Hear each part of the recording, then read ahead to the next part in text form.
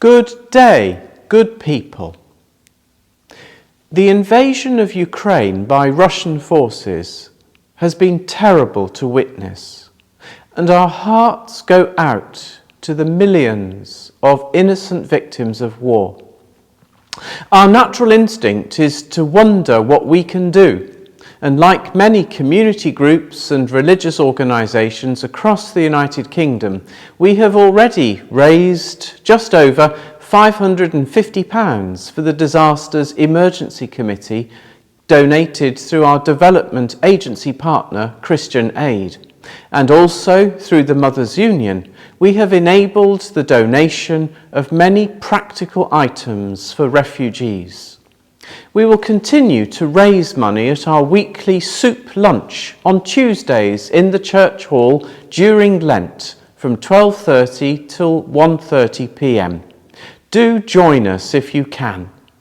We can now process card payments for Christian Aid, which will pay into an account attached to our own church's name, so you can make electronic payments at church that will add to our church's total and help us to keep a track that we make as a community here at St Francis Church to Christian Aid.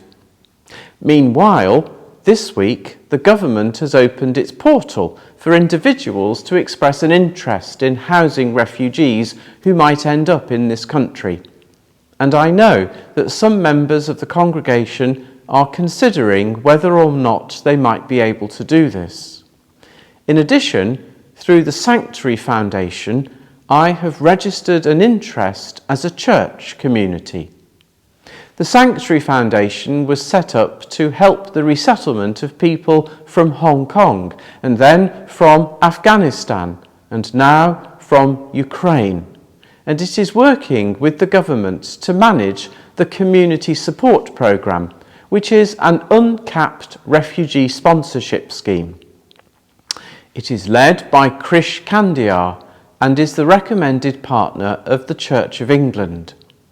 I will put links for those organisations, including a video of a very good meeting held last Wednesday, which offers advice and encouragement to people considering acting as a host. In the meantime, we're also waiting to see what the framework of support that might come from the city of Newcastle, working no doubt with other refugee charities, including Reset, the West End Refugee Service, and Walking With. What seems to be emerging is that the UK government will take as many refugees as offers of help to house them. So this will depend upon the capacity and willingness of individuals or groups to arrange for that to happen. I don't know whether anyone in our church family has access to a house or flat that perhaps we could rent on behalf of a family. The promise of £350 a month might go a long way to paying the rent for such accommodation, which might leave us with the task of providing other kinds of material support, possibly food, clothing, transport, hopefully in partnership with the local authority and the refugee agencies already mentioned.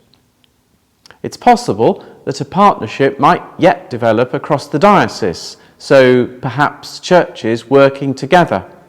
But it is still early days, so difficult to say what is going to work best.